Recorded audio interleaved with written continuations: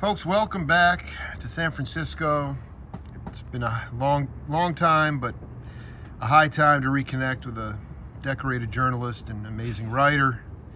Joel Selvin, welcome back to the Jake Feinberg Show. Yeah, that decorated. I got the Purple Heart for, falling down the back stairs when I was drunk at some nightclub. I just interviewed Nick Baumgarten, and he was talking about this concept of transforming material and taking it and coming from a heart, you have many years of newspaper writing in your background. But I wanted you to just talk and give any example of any book you've written about how you transform the material to make it entertaining, not just for yourself, but for also more importantly, engage the reader. So, when I started writing books and didn't have to contend with the strictures of daily journalism, there were several decisions I made that would guide how I approached all this stuff. One thing was I abandoned the use of quotes. It's a journalistic exercise, right? That's interesting. Somebody says, you say something, and then you have somebody go, yeah, that's right. And, said Secretary of State Blinken.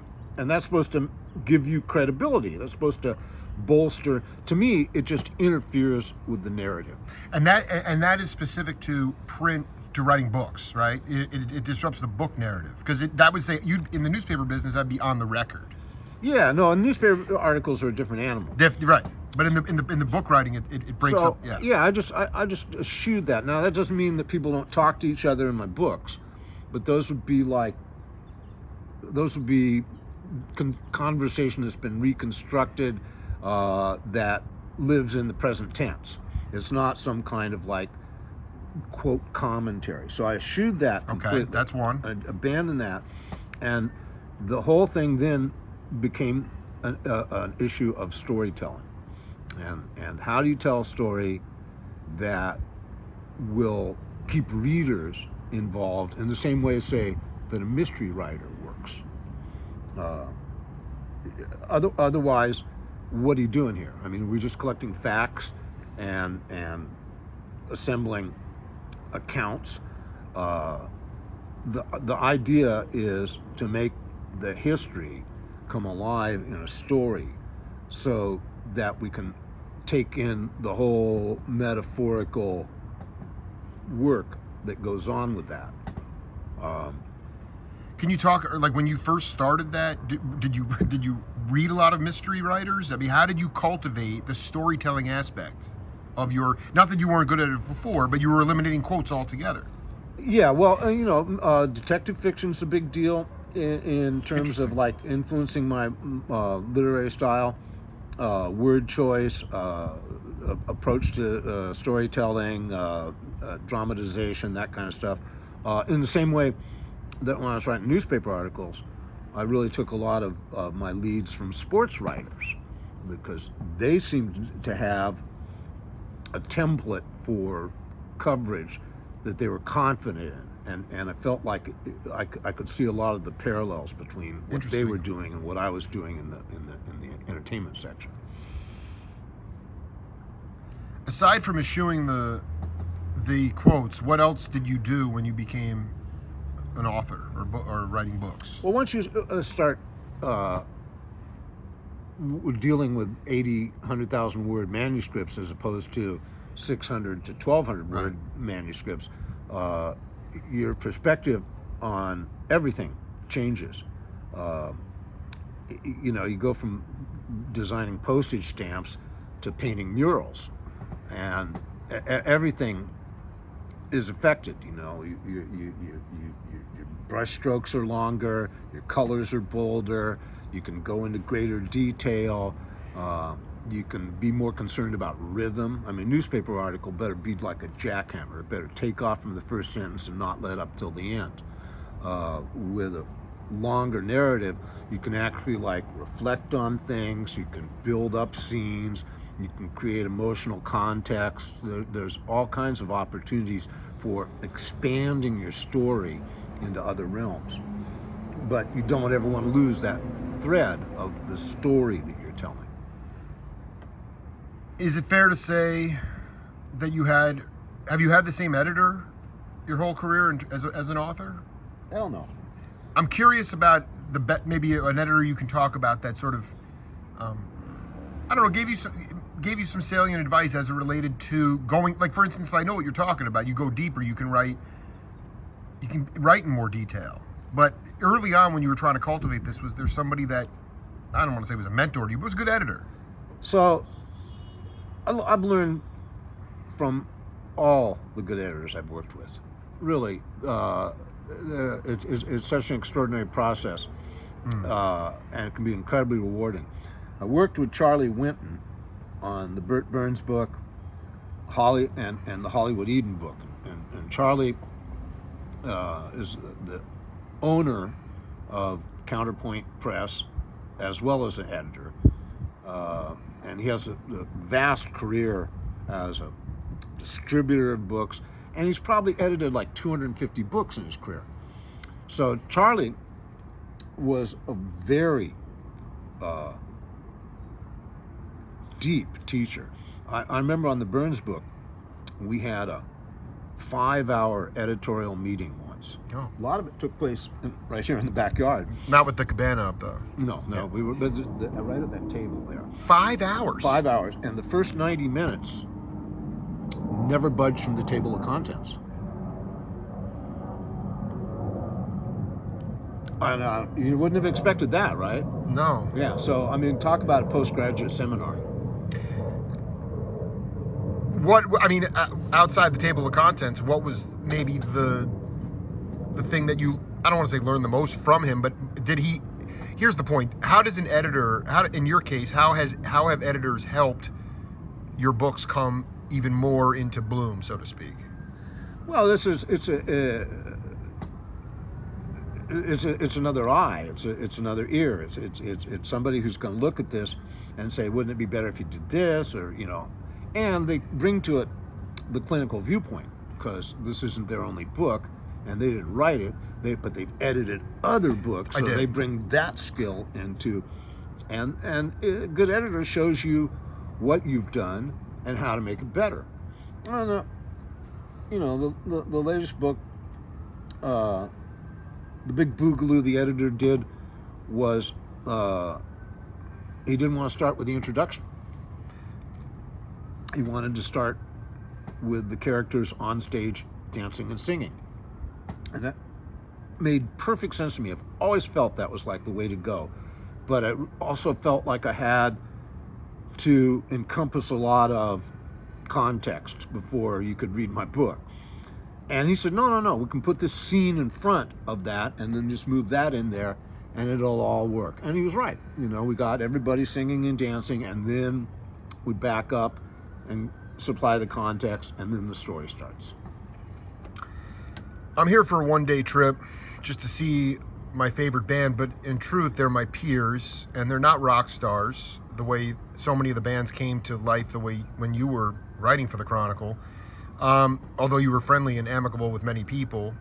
I truly feel like the music takes on a new significance when you're really friends with the band and you're able to raise that collective consciousness and almost like a family atmosphere. Did you get into were there any bands or even musicians that you would consider family in the heyday of your writing, where it's just so hard because so many of the bands exploded and became incredibly famous, but these guys are starving to death. They're in a Sprinter van. It's a different time. But I do feel like, I don't know, it just feels like family to me. And I just wonder what the closest thing to family for you was with the musicians. So, and I know you had to keep a professional bound to a degree. Let's go back to the sports writing thing. Yeah, sports writer is in the locker room after the game. He's got a few questions to ask. Over the course of the season, they come to have relationships with the players. And do these relationships extend beyond the realm of asking a few questions? And maybe a little, maybe some more than others. So you're asking me, I knew all the guys that I worked with. I knew all the guys in the Dead. I knew all the guys in the Airplane. I knew the guys in Quicksilver. I knew the guys in Big Brother. I knew all the Chris Isaac guys. I knew the Huey Lewis guys. Sons of Champlin, Metallica guys. Champlin. I still buy weed from Terry Haggerty. Hagalicious. God, I love Haggerty. Yeah, I mean, some more than others. So who went deeper than? Well, Steve Miller's the godfather of my daughter. 10 years I spent Christmas up at his place in Idaho every year. Wow. He's probably one of my closest friends. When did you meet him when he was playing at the Matrix? When did you first cross paths with him? Oh, I crossed paths with Miller as a musician, like his second or third gig in the Bay Area. You got to tell me about that. The Steve Miller Blues Band at the Forum, which was a coffee house in Berkeley. Wow. And 69? Oh, that'd be 66. 60. He was out here at 66 already? Yeah. I'm just like literally his second or third gig in town. And then his manager, Herbie Herbert, who was manager of Journey, really felt it was that Steve and I would get along and we needed to meet. So he pulled us together in the early 90s. And shortly after that, I went to work on Steve's box set, and that's where we really sort of bonded, because he hated his record company and they were torturing him, and I was like an alleviating factor.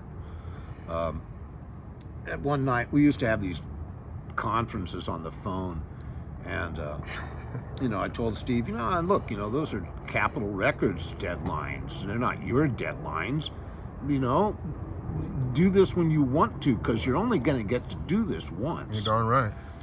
And the next morning, the phone rings, and it's Herbie, and he doesn't even say hello. He says, "You're only going to get to do this once? Did you really say that?"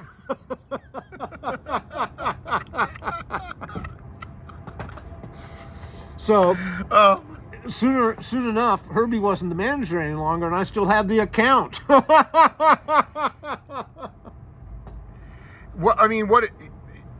You saw Steve maybe his second or third gig. Did you follow him during that sort of era with Sidran when they were writing those hit tunes? So I loved the Steve Miller Blues Band. I thought Steve was an incredible harmonica player. Right. Who was in that band? That was Lonnie on bass and Curly on drums and Boz eventually, not right away. Not right away. And who else? There was another guy. Curly Cook? Curly Cook. Curly Cook, yeah. He sang a little. So, he was like oh my God, that's a ferocious band. Yeah, and I saw them a lot, and then they, got signed, and they went to England and did this sort of Beatle-ish album, and they weren't the Steve Miller Blues Band anymore. They were a Steve Miller Band. And I was sort of like, I thought it was, a pop sellout, and, I found Sailor album was sort of interesting, and we all loved that version of that Beatles song, Space Cowboy. Oh, yeah. No. I lost interest in the Steve Miller Band. When he came back with Joker and all that, that got my attention again. Did you know Al Jasbo Collins? Sure. Can you talk about? I just found this album. I don't know what kind of musician he was. I know he was a DJ. Yeah, that's what he wasn't a musician. But there's an album. There's a record on Impulse. Little Red Riding Hood. Well, Hal Blaine's on drums. Hal's playing straight jazz. It's unbelievable. Dude, it's Slim Gayard. Exactly. Yeah. When did Al get on your radar? When I was a kid. He was on KSFO, but that was like before rock and roll in town. I want to talk about that. And that was the Purple Grotto and all right. that shit, So, we knew about Jasbo from the 50s on. He was a big factor here in town. As he got older and lost his radio platform, he was sort of like a, eminence grease around town. I used to see him. We had lunch a couple times.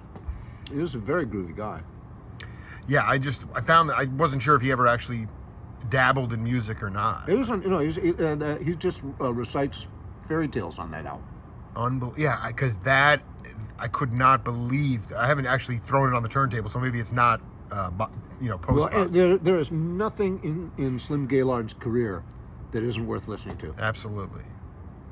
I want to ask you about a few guys that have left us since Just Get Free Association.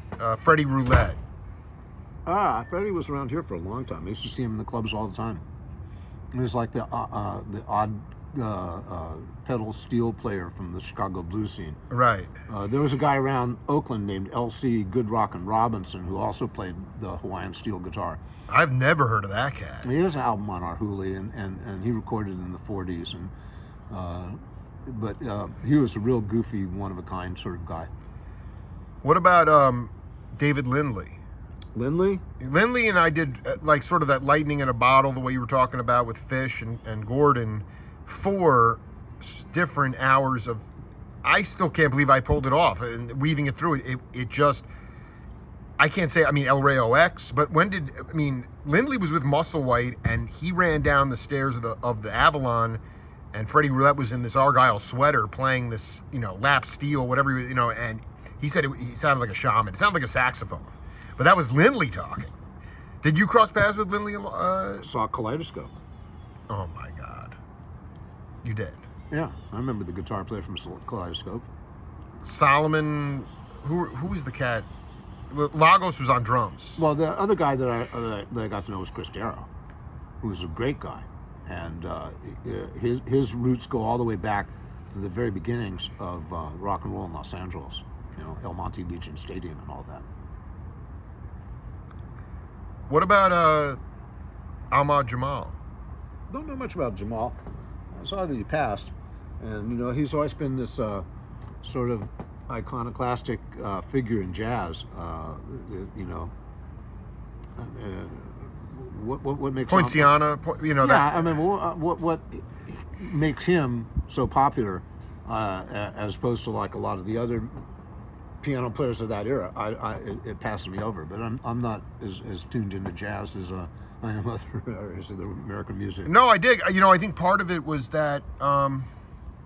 Miles was quoted as saying, "All my inspiration comes from Ahmad Jamal." Miles also said he dug Harry James a lot. I know, dude, Miles. But I think simplicity and yet brilliance within that. I don't think he was trying to be flashy. I listen to a lot of electric stuff, but he was also. I wonder how many musicians you run across, because this was revelatory in our interview when I interviewed Ahmad in Pittsburgh. He was in the Union at 10 years old and playing with guys in their 60s. That's going to put some hair on your chest in a big way. When did that? You talked about this cat who was at the beginning of the LA music scene. Chris Darrow. Right. Have you come across cats that were playing with guys 50 years, like were playing at 10 or 12 or Trombone Shorty. Modern, yeah. There's a photograph of him, 9 years old, holding a trombone that's bigger than he is, playing with Bo Diddley. Little Richard was a child performer. I think he started out when he was like 6 or 7. Right. Swamp Dogg, Little Jerry. Oh, listen to you. Billy Preston. In the church? No, man. Billy Preston's in the Nat King Cole story, the movie, playing Nat King Cole as a child. Wow. So he's like 8 or 9 years old. How do we get away from pushing, I don't know, everyone I've talked to, they lived in the nightclubs. There was the Peanut Gallery. You could drink Cokes behind a wire fence and watch Oscar Peterson. Champlin did that. How did we? Oh, that's Blackhawk. At the Blackhawk, right? No, but that was anywhere. You had this ability. How do we get so overly protective of exposing kids to, I don't know, burning life? They serve alcohol in nightclubs, don't they? Yeah, they always have. Yeah, but that's why kids don't belong there.